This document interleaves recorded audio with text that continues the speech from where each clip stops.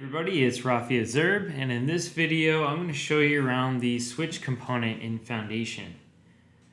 So you can create a simple element like this, which can be used as a switch or a toggle. And the way the switch works is it's actually a checkbox.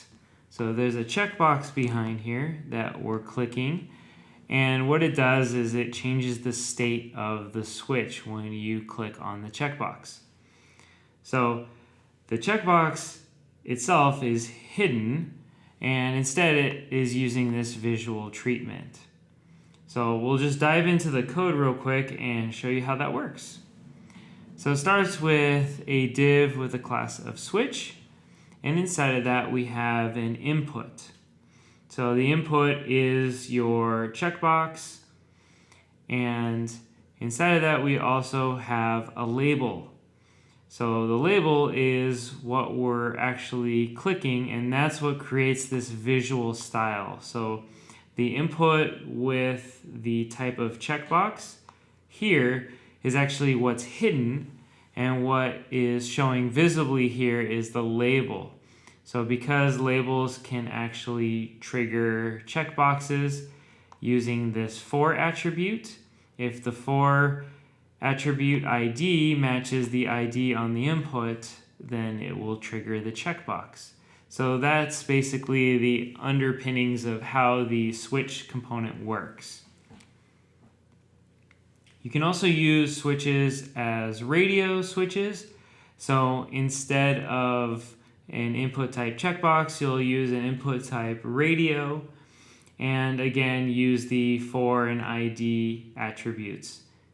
And so what this does is let you toggle between multiple switches.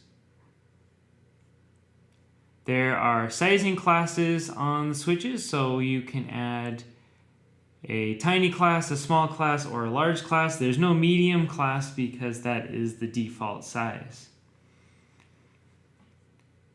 And we can also add some text inside of the switches.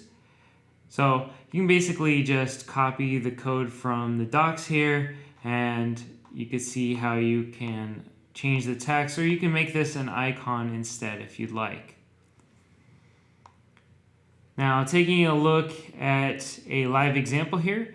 So we have a basic switch, and we want to manipulate it with some CSS maybe. Let's say we want to put a border radius on the switch. So the switch paddle class, which is part of the label, is actually what is the visual element here. So that is what we will attach our CSS to. So that's going to create a border radius around this gray box, or it's blue when it's active. And then if we want to also make the paddle have the same border radius, then that is using an after pseudo element.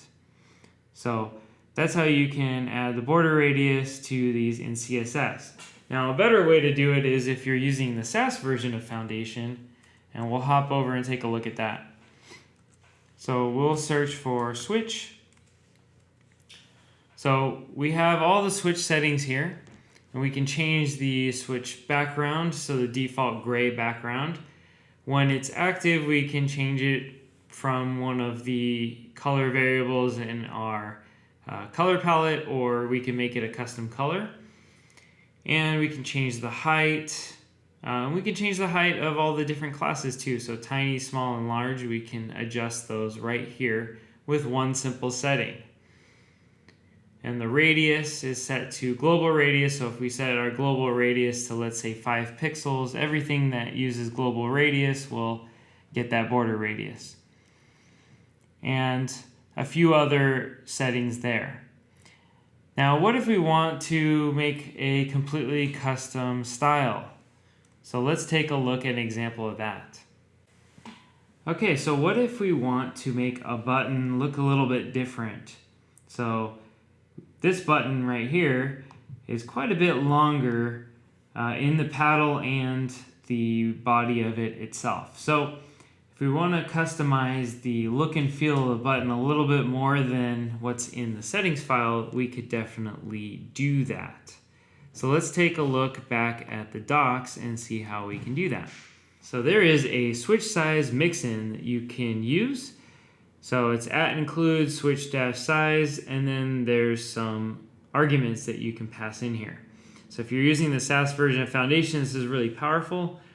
Basically, you just put some values in here. So font size, you can put 1 rem, or you can use a variable like body font size. Switch height, again, choose a size there, and then paddle offset. So that's the amount of space that the paddle is going to have between the edges of the switch. And so that's, again, something that you can set there. So if we were just to copy this and jump into our example, we could take a look at what that looks like. So we have our switch here, and these are kind of some of the sizes that we used. So you can see that if we compare, you can set these sizes.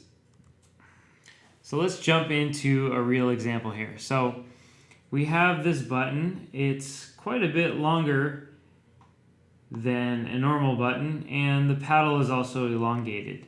So this is something that's outside of the scope of the settings file. So how would we adjust this otherwise? So if we're using the SAS version, we can jump down to the SAS reference and see what other options we have. So you'll see the variables here, and if those don't get us what we want, we can take a look at the mix-ins. So there's quite a few style mix-ins. Specifically, we want one for sizing. So here we found one that is switch size, and if we use this mix-in, we can actually customize the font size, the switch height, and the paddle offset. So this is going to get us exactly what we want. So if we hop over to an example, we can set that switch size and then put real values in here. So height, width, we could set all that up, and then also the paddle offset. So lots of powerful things you can do with the Foundation switch. Again, it starts with a checkbox. So as long as you understand that, everything else will come very easily with this component.